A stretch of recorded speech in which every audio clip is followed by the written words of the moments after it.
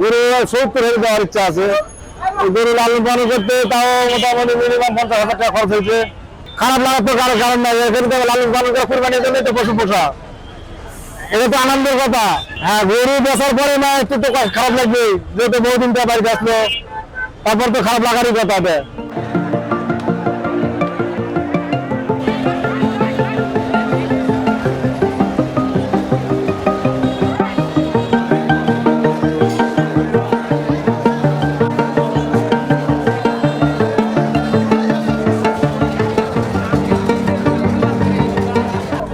গরুর বয়স তাও মিনিমাম 2.5 বছর হবে, 2.5 বছর বয়স হবে গরুর।